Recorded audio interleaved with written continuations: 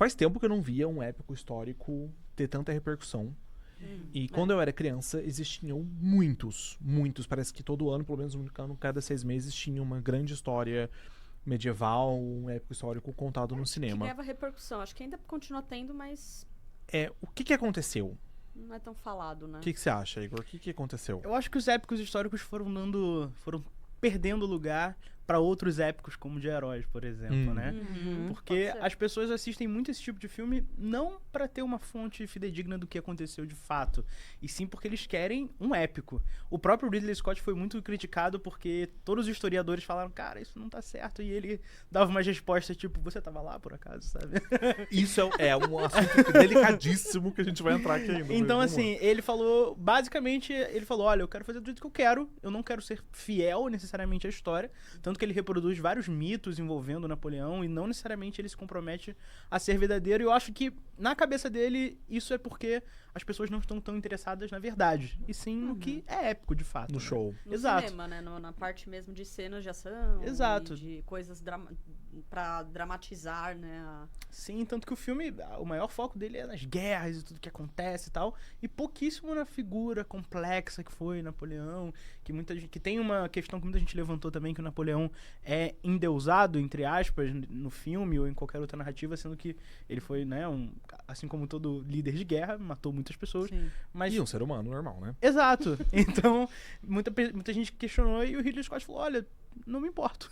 Basicamente, segue o jogo, sabe? Basicamente, a gente sonha em chegar no ponto do Ridley Scott, que é isso porque eu quis. Não gostou, me processa. Não gostou do processo, 80 e poucos anos aí, trabalhando como nunca. Sim. Pois é. Filme, série, um dos filmes mais caros da história, um orçamento que foi bancado aí pela Apple. Eu não lembro de ter um filme, acho que desde Gladiador, um filme que visualmente seja tão grandioso, né? Ele é muito grande, ele é gigantesco. Não à né, toa, nas né? Quem tomadas. dirigiu o Gladiador Sim. é o próprio. E assim, eu acho essa discussão interessante, principalmente quando o Ridley Scott escolhe responder os questionamentos desse jeito, né? Porque assim, a gente tá falando de cinema, a gente tá falando de roteiro, a gente tá falando de uma elipse aí longa para os padrões atuais, mas curta para a história de uma pessoa que viveu 3 vidas numa vida só, que foi Napoleão, né? Assim, pelo menos tantas coisas aconteceram na vida desse cara. Ele fez tantas coisas, ele promoveu tantas coisas, ele mudou tantas coisas, general, imperador e tudo mais. E assim, então quando você escolhe trazer isso pro cinema, você escolhe omitir e editar algumas coisas. É inevitável, Claro. é impossível você não fazer isso. Só que quando a gente... A edição, o diabo mora no detalhe, né, Karen? O diabo mora no detalhe e essas escolhas que me deixam um pouco... que abrem precedente para uma outra discussão. O que você acha disso, assim? Como é que você faria essa edição? Eu acho que eu não faria. É muito complexo, gente. Assim, eu acho que assim, talvez Napoleão funcionasse com uma série, assim, sabe? Algo mais. Ou então, assim, vamos pegar um período específico, Um recorte, sabe? né? Uma batalha, sei lá, Waterloo, sabe? Vamos fazer uma coisa, assim, muito específica, né? Então, eu acho muito arriscado fazer. Eu não conseguiria, assim. E eu acho, assim, é curioso porque, assim, acho que durante muito tempo foram feitos filmes, assim, sem pensar muito na questão do quanto isso tem a ver com a realidade, sabe? Inclusive, por exemplo, tem a gente vai passar uma lista de filmes épicos, né, pra gente comentar. Um desses filmes é o Gandhi, né, que quem faz é um ator britânico, né. Então isso é uma coisa que é muito discutida hoje em dia. Mas me parece que agora, assim, em nome do cinema ou da dramatização, enfim, isso tá deixando de ser um pouco uma preocupação para os realizadores, sabe?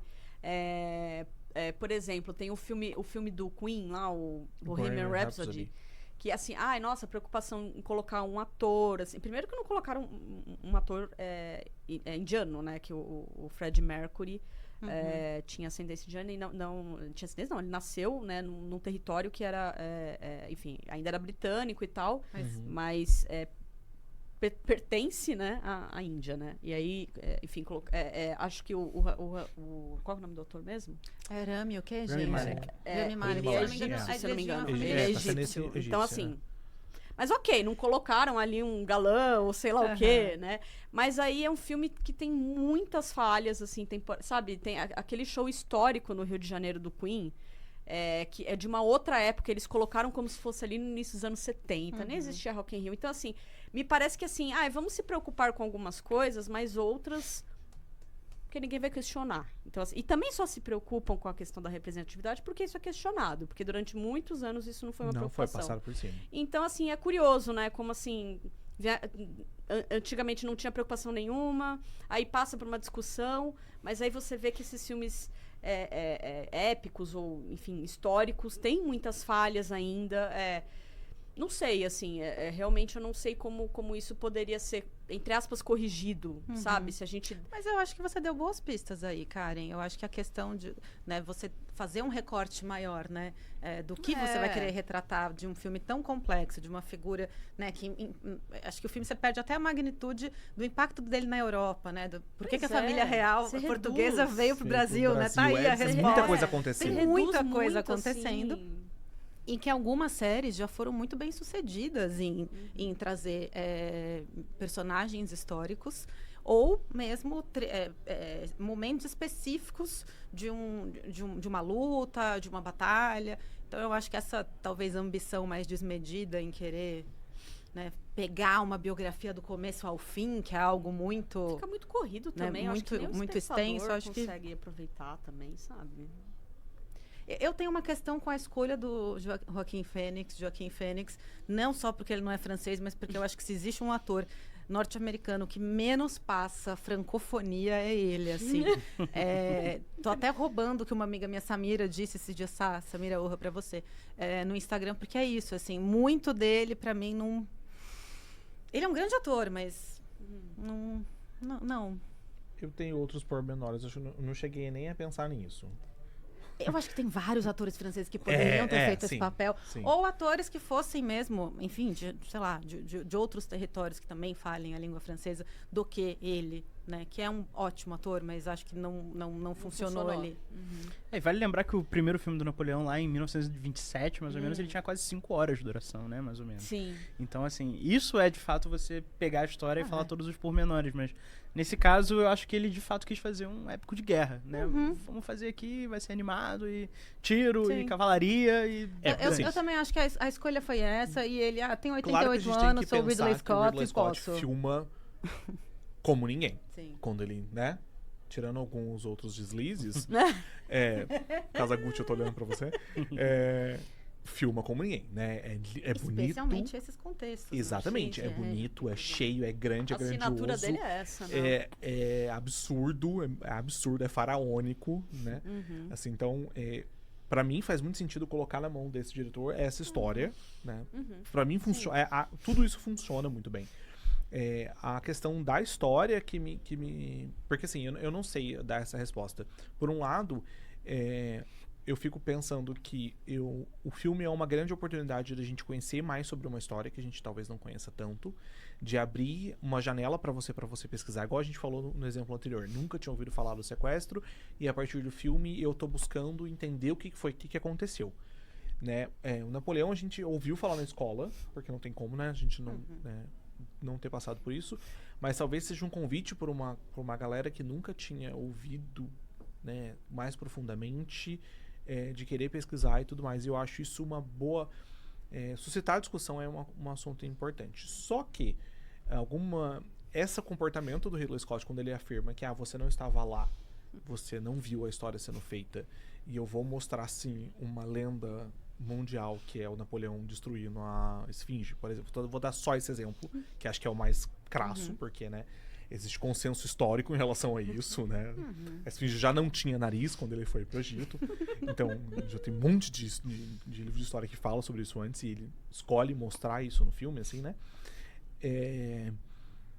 Você abre espaço por uma coisa muito problemática que eu queria trazer para a discussão pra gente também, que é o revisionismo histórico, né? Quando você abre o espaço para pegar uma figura que foi muito famosa na Europa, que promoveu muitas guerras, que teve toda uma problemática em volta e revisa essa história e transforma essa pessoa num deus, alguém acima de nós e tudo mais, e não dá todas as camadas, você abre um precedente para que outras que possa se repetir, né? Então, e como a gente já vive numa era de pós-verdade, né?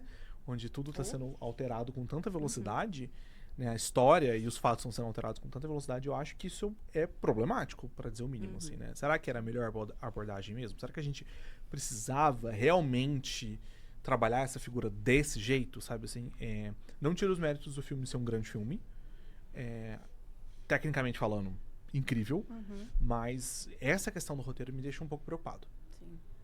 Ele mostra que, assim, ele não tem uma preocupação até com a ciência na questão de pesquisas históricas, assim, sabe? Que não deixa, assim, que é uma ciência, entendeu? Ciência, história é ciência, né? E assim, e aí ele fala, mas você tava lá, parece que assim, soa pra mim como um menosprezo. E eu acho isso muito ruim, porque ele é uma pessoa que, querendo ou não, é um formador de opinião. Né? Ele tá falando com muitas pessoas, né? Então, assim, é um filme, super produção hollywoodiana. Quantas pessoas vão assistir esse filme, entendeu? E vão achar que o nariz da E vão tomar aquilo como verdade. Aí todo mundo vai falar, o nariz é um exemplo, mas assim, todo mundo vai começar a falar que foi o Napoleão, como já falam, né? Sim. E aí, sabe, vai se tornando uma verdade e ainda não sendo. E eu acho isso... Mas assim, a gente tá dando exemplo besta aqui, mas a questão que o Ícaro falou das camadas, de você realmente entender o que era aquele personagem, é muito complicado você tirar isso e as pessoas tomarem como verdade que, nossa, Napoleão que cara maravilhoso, né? Pô, isso passa pela glorificação também, né? As pessoas podem acabar tomando uma ideia glorificada do Napoleão e isso, consequentemente, vai gerar um grande efeito dominó, onde a pessoa exalta Napoleão e aí depois ela acaba achando outra coisa e outra coisa e outra coisa e ela tá vivendo uma sucessão de inverdades e ela, enfim, tudo começa talvez numa obra como essa, por exemplo, sabe? Eu acho que é uma coisa você deixar claro, entre aspas, que você tá mudando o curso da história, tipo Tarantino fez em Bastardos Inglórios, sabe? Que é um exemplo, assim, escrachado de que ele... Olha, gente, obviamente isso não foi o que aconteceu, todos nós sabemos, mas vamos fazer um final diferente. E não é o caso. O caso é, tipo, vamos retratar o que aconteceu, mesmo que não seja verdade. Então, é complexo. Olha, você trouxe a questão do Bastardos Inglórios que, né? Eu nunca tinha parado pra pensar nesse sentido, né? Se a gente assume que a gente vai mudar a história, igual ele fez depois de novo em Era Uma Vez em Hollywood, assim. Olha, eu estou mudando, viu? E é bastante, e tem um motivo pra isso. Né? E acho que em Bastardos Inglórios fica mais próximo ainda do Napoleão nesse sentido, né? Eu não sei, a gente trouxe uma lista de... Acho que o Tarantino devia fazer Napoleão, né? Imagina que incrível! Imagina que incrível! Gente, tem que avisar logo, né? Porque o Tarantino daqui a pouco tá acabando. São 10 filmes, né? Em qual que ele tá agora? Reza Tá a quase, lenda. né? Acho que falta um, dois. Aí, tá vendo? Era Uma Vez em Hollywood é o 9º, não é? Acho que é. Que o Odiados era o 8º. Já tá então, acabando, já tá acabando. Tá vendo? Ele tem que falar pra esse Tarantino, ó. Napoleão, hein? Mas assim, voltando à discussão do começo desse bloco, a gente tem filmes que, quando eu era criança, eu cresci vendo esse tipo de filme de épico histórico, né? Depois eles sumiram um pouco da prateleira. E agora, será que o Napoleão vai trazer essa moda de volta? Vocês acham que existe essa possibilidade? Porque bilheteria tá fazendo. Não é um estrondo absurdo, não é um gladiador, mas está dando dinheiro, muito mais dinheiro do que o Último Duelo, por exemplo, e repercussão também. O que vocês acham? Qual que é o futuro desse tipo desse subgênero? Eu acho que cada vez mais ele pode tomar lugar, especialmente porque a indústria dos heróis está em queda, né? E talvez ele tome esse lugar do épico que as pessoas têm uma necessidade de assistir. E agora, não sei, talvez seja um subgênero que caia nas graças das pessoas. E vai depender muito da recepção geral de Napoleão no final das contas e quantos estúdios vão olhar pra isso e pensar, caramba, é uma pode oportunidade, fazer né? outras coisas também, assim, desse jeito, né? Pra pegar esse mercado aí, eu acho que dá. Vocês acham... Vocês estão obcecados por coisa épica? Ou vocês Não. estão cansados de coisas gigantescas? Tô cansada faz um tempo. Eu tô neutro, tudo faz. Eu gostei, eu tô neutra também. Pode ser Eu tô abrir com a neutra. gente. A gente sabe que você tá com aquela que tenta influenciar. Eu não tinha parado pra pensar que eu talvez seja um pouco estafado, sim, dessa grandiosidade Eu tô. não artificial, assim, né? É. Que quando tudo fica muito... Quando tudo é a última consequência... mas ainda não é a minha principal reclamação com o universo cinematográfico da Marvel. Beijo, Martin Scorsese. Beijo, Marvel, beijo, Scorsese. A gente não queria falar da Marvel, mas a gente chegou nela, né? A minha principal reclamação é outra, mas eu entendo isso. Eu acho que eu tô um pouco cansado disso também, desse épico gigantesco. Né? Não sei, até quando a gente... Pensando no último Oscar, né? Que Tudo em Todo Lugar ao mesmo tempo ganhou. Que é um filme sobre família tratado de uma maneira frenética, gigantesca e elevada à máxima no final. Do fim de universo e tudo mais, sabe? Assim, tudo tá muito... Mas eu acho que isso diz muito do nosso tempo, né? Um tempo muito rápido, tudo muito rápido, muito efêmero. E aí, talvez, para você conseguir captar a atenção desse cliente, desse telespectador e tudo mais, você tem que fazer uma coisa maior para que ele consiga ficar ali parado, né? E não naquela minúcia e naquela calma que, por exemplo, o cinema iraniano faria. Né? Eu fui pro extremo oposto, porque eu, por exemplo, já adoro esse outro universo, esse outro recorte. Mas eu acho que dá pra fazer sem coisas grandiosas, entendeu? Dá. Aí é que tá. Mas aí que vai a criatividade sim, do mas aí eu acho que tem realizador. uma questão que não é nem do realizador. Eu acho que aí tem uma questão que vai além, que é uma questão de quem comanda os estúdios e do claro. mercado mesmo. A Sim. demanda no sentido de... Existe essa demanda, eu acho que ela sempre vai existir. Sim. Sempre vai E existir. aí alguns realizadores conseguem, talvez, driblar, ou tem mais experiência também, né? Porque acho que aí a experiência vai contar muito. Tem mais recurso, né? Não só financeiro, mas recurso em termos de experiência, para talvez driblar melhor, né? Eu te chutei, amiga? Não, eu chutei o fio aqui. Amiga, eu bem super longe, achei que nossa. eu não sou tão alta assim, né? Mas é que esse desejo por coisas gigantescas, histórias gigantescas, sempre existiu, né? Sim. Pra gente citar aí um dos clássicos dos clássicos, que é Os 10 Mandamentos, de 56. Né, que conta a história do Moisés e libertar o povo hebreu do Egito, que é épico histórico? É um épico histórico, definitivamente. Né? E foi aí meio que é um clássico que definiu muito a nossa ideia de fazer filme grandioso por um bom tempo, né? Falei mais sobre isso, dissertem. Eu só levantei a fiz bola pra vocês cortarem. A gente deixou Moisés com você. Disclaimer, Ícaro de Aparecida. Disclaimer, tá? Ícaro de Aparecida. Assim, é um filme assim como Cleópatra, eu acho que eles são filmes que meio que solidificaram a ideia do gigantismo cinematográfico, de alguma maneira. Daquele período, sim. Daquele período da Era de Ouro e de como... Na verdade, do fim da Era de Ouro, né? Mas do desejo de fazer um filme que fosse tão gigante que as pessoas fossem pro cinema pra assistir o quão grande aquilo era. Sim. Né? Porque 10 Mandamentos é uma história que as pessoas já sabem muito bem como é que vai acontecer, né? Em todos os detalhes. Não tem como ser muito inovador nesse roteiro, né? Não tem, você pode fazer um musical sobre isso, O Príncipe do Egito, inclusive, um dos meus favoritos.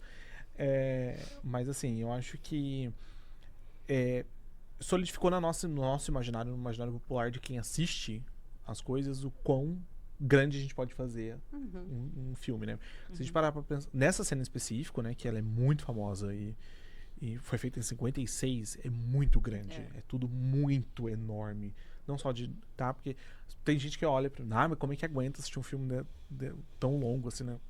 Esses filmes tinham pausa, né? O filme tinha pausa pra sair no banheiro, né? E ele, eu acho que tem uma vertente também que acaba surgindo, que é o filme desastre, né? Tipo, ele não necessariamente é um filme de desastre por si só, mas tem muitas cenas de desastres acontecendo, né?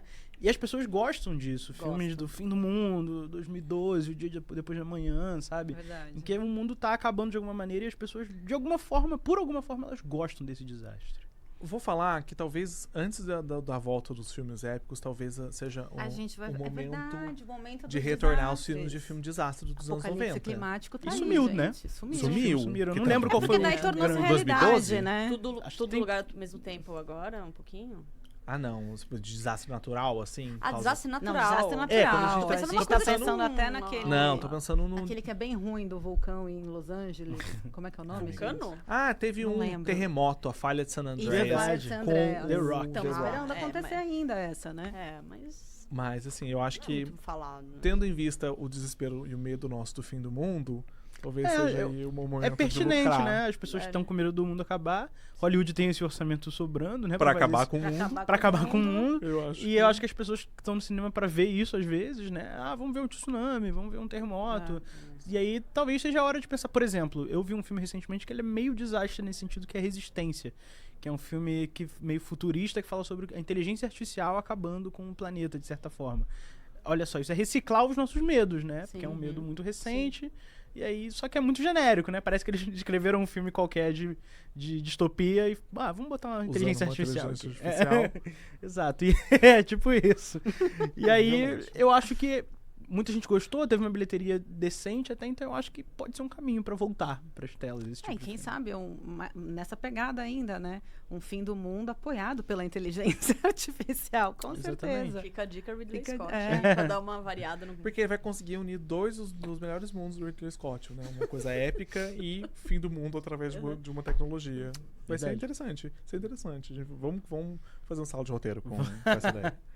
Qual E aí, outro continuando- épico a gente tem? Continuando a nossa lista de épicos aqui, a gente vai pra 1960 falar sobre Spartacus. Dirigido pelo Stanley Kubrick. Assim, como é que eu... É que é o Kubrick, né? Então, tipo, é uma outra patamar de direção, é outra... É tudo muito diferente Nem é do... tão Kubrick, né? É, eu mas acho ainda que é. Eu acho que é um dos Kubricks menos Menos Kubrick. Kubrick. Mas, né? gente, mas quando o Kubrick é menos Kubrick, Ele ainda é Ele é Kubrick. É que talvez ele não tinha tanta bala, né, pra fazer Pra as fazer. loucuras que ele fez depois que... que revolução no cinema. Às vezes Spartacus pagou aí os próximos filmes que ele Pagou ia fazer. os próximos Faz investimentos, né? sentido. E depois a gente vai pra 82 com Gandhi. Nunca vi, gente, confesso. Que a gente comentou, né? Então, Gandhi sempre Confesso. entra nessa lista. Eu dormi as 2 vezes que eu tentei assistir. Eu entendo. Eu entendo que por mais que eu seja um franco defensor de filme comprido, eu sei que nem sempre é fácil de encarar. E já assisti filme parcelado. O vento levou a assistir parcelado, gente, então... Mas eu acho que quase todo mundo, tirando quem foi ver ao cinema, assistiu e o Vento Levou parcelado, assim, porque tem Acho que demorou tem uma uns hora 3 que dias pra completar a saga, mas eu ainda recomendo, né? Gandhi conta a história de Mahatma Gandhi, né? É estrelado pelo Ben Kingsley. E sempre entra nas listas aí de filmes, dos maiores filmes do mundo, até porque tem uma cena específica com, acho que a maior quantidade de figurantes na história, né? Não sei se é essa cena e Cleópatra, Acho que não é Cleópatra, não? que bate, mas enfim, tem uma cena gigantesca nesse sentido. Pode ser uma boa rixa ali, né? Não sei. Mas é um épico histórico que também solidificou esse imaginário pra gente, uma né? escalação polêmica, né, do Ben Kingsley, por assim dizer. Britânico Gente, o Ben Kingsley já foi ainda, tudo, né? né? Pra fazer um indiano. Já foi tudo, menos britânico, sei lá. já foi tudo menos Possivelmente britânico. o ator britânico que menos interpretou ingleses, né? Se é que é Ingleses da história. possível, ele Sim. conseguiu. Até a Pantera lá do Mowgli ele foi, né, gente? Então, Verdade, assim, verdade. Meu Deus. eu gravito entre o Kubrick no Spartacus e Mowgli, a versão recente do John Favreau. Então, assim. E aí a gente tava conversando, a gente fez umas adições, eu e a Karen, a gente fez umas adições nessa lista que eu queria trazer pra vocês, um especial A Missão, né? Uhum. De 86, com o Jeremy Irons, o Robert De Niro e o Liam Neeson. Não sei se Grande você lembra desse filme. Uhum. Lembra, Jô? Qual filme? A A Missão. missão Não. sobre os jesuítas, enfim. Claro. Nossa, eu ia dizer Que é a uma gente coisa. eu assisti É na uma coisa. escola. A gente, assim, quis puxar uma coisinha meio pra cá. Pra meio cá, pra tá. cá. Meio pra cá, Não, mais eu ou confesso que eu menos. fui pesquisar um spoiler de outro pedaço da lista agora, então eu Porque, perdi assim, um pouco. Se a gente parar pra pensar, quando a gente tava discutindo esse roteiro, eu e a Karen hoje mais cedo, eu fiz a pergunta, será que épico histórico é só medieval, capa e espada e passa na Europa? Né? Porque quando fala isso, na minha cabeça vem, né, as produções, né, a que vem mais Gladiador, obviamente. A gente vai chegar Eu não nele. acrescentei Lawrence da Arábia aqui, né? Porque eu acho que ele se enquadraria Se também. enquadraria nessa, se nessa enquadraria lista. super. Confesso que eu talvez. sou muito apaixonada pela trilha sonora até hoje. Então, Sim. Gente, tem muito. Assim, é que a gente vai. O próprio Igor comentou o Napoleão do Abel Gance, né? Que acho que é dos anos 20. Agora não vou Sim. lembrar. Eu não lembro se Que ele é tem mudo, 5. né? Eu não lembro se ele tem menos de 5 horas ou mais de Mas, 5 horas, mas então, é nessa faixa. provavelmente. Pois é. Esse que é o mudo, que tem um que é mudo. do é. Abel É de Gance. 1927, né? 27? Aí, Isso. tá vendo? E é um puta épico, né? Sobre Napoleão. Agora, ver um né? filme mudo de 5 horas, você tem que É. ter Deve ser uma experiência, né? disposição. Deve ser uma Ah, experiência. mas Essa eu tenho parcelado, que... né? Pô, vem parcelado. Essa eu tenho que assim, ver, sei lá. parcelado também. Mas deve ser legal você assistir. Tem versões reduzidas, né, desse filme. Que, Aham. Cara, imagina você tá num cinema, assim, tipo, bonito, sabe? A experiência orquestra. toda, né? É, Ah, se eu não, se eu não- isso aí é se sensacional. eu não me engano, vai Pô. ter uma versão do diretor de Napoleão, né? Ou não? Não Eu tinha sei. visto que É? teria. Que Aí, teria ó. pro streaming. Então, Seria existe maior. a possibilidade de ter uma versão maior. Não, acho que tá certo que vai ter uma versão maior com mais coisas. E o filme ficou... Ah, do Ridley Scott. Do Ridley Scott mesmo. Que vai ter Ah. quase 4 horas. Ah, né? Que não, vai ter não, quase acho 4 que eu horas. Eu acho que eu Prefiro ver vou. o do Abel Gance. Eu vou pela Já que é pra curiosidade. ficar Eu tantas vou pela horas. curiosidade. É sempre Mas- interessante observar o que tiraram, né? E por que. Começar a pensar por que tiraram. Né? É. Por que isso caiu ou não, Porque né? alguns filmes eles têm uma versão do diretor que é mais interessante do que a original, tipo Exorcista, sabe? Pô, isso é verdade. Então faz você pensar no porquê que tiraram. Inclusive, versão do diretor é uma coisa que a gente pode discutir aqui no próximo. Já verdade. anota esse... Já fica aí, Igor, Gosto. você fica convidado Vamos. já, né? Já É. já Porque vamos acho manter. que Rebel Moon é o exemplo mais clássico. Gente, só um parênteses rápido aqui. Rebel Moon do Zack Snyder já foi anunciado, tendo 2 partes e já tendo uma versão do diretor. Engraçado que antes a versão do diretor era tipo, gente, ó, isso aqui que foi cortado não vai poder sair, vamos fazer. Hoje parece que, tipo, já vai sair uma que é direção. aguardado, né? É. Você já faz com o desejo de, não, esse aqui eu vou guardar pra... Ele já grava pensando no que ele vai eu cortar? imagino que o sim, Snyder, eu sim. imagino- eu acho que o já é Snyder- quase uma nesse assinatura caso- dele, né? Nesse eu caso acho. específico, eu acho que ele tem Podemos essa... discutir isso depois. Ele faz o filme Futuramente querendo, aí vai querendo promover a direção, a versão dele. A assim, versão sabe? dele como única. É. Mas se a versão, se sempre tem uma versão do diretor, por que a versão do diretor existe, né? Bom, e aí a gente começa a falar dos clássicos mais clássicos ainda, que são, tipo, Coração Valente, eu acho que é um dos... Que também é do Ridley Scott, sim, o Ridley Scott adora fazer Acho que é do Mel Gibson, não? Ele dirigiu? Não, ele dirigiu? Eu acho que sim. Ih, gente, eu sei errei que essa? ele estrelou, mas eu... Eu acho que Ah, Vamos checar. não. Talvez eu esteja confundindo com a Conquista do Paraíso, que está aqui em cima. Talvez eu esteja Ah, errado. tem, ó, 1492, A É. Conquista do Paraíso, que é o Ele Colombo. diretor, ele diretor, gente, é isso. Ele dirigiu, tá? Eu só me Ele expressando quem? aqui. O Mel Gibson. Ah, perdão, Mel Gibson. Perdão. Perdão, não. Não me desculpa. né? Coitada da gente. Mas assim, Coração Valente é um épico histórico, definitivamente, apesar de escantear um pouco a história, né? Agora, Sim. porque ele ficou famoso por causa disso, e ficou famoso por isso não ser uma representação histórica fiel desse momento da história, né? Nesse momento da O Escócia. Ridley Scott não aprendeu nada, né? Com o Zé, com Com o Mel Gibson. com o sucesso do Coração com o questionamento do Coração Valente, né?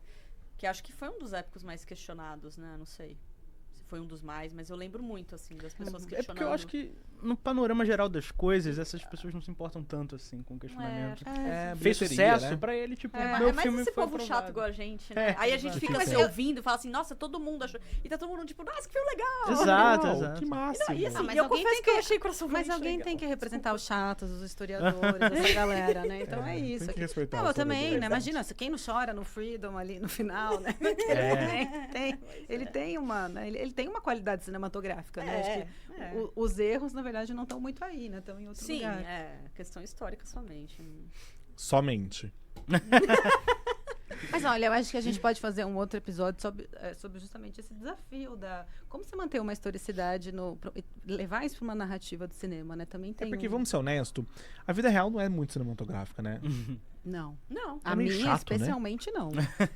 Mas o cinema é justamente sobre pegar o mundano ali e transformar em algo extraordinário, né? Mas tem, Não por necessariamente exemplo, mudando.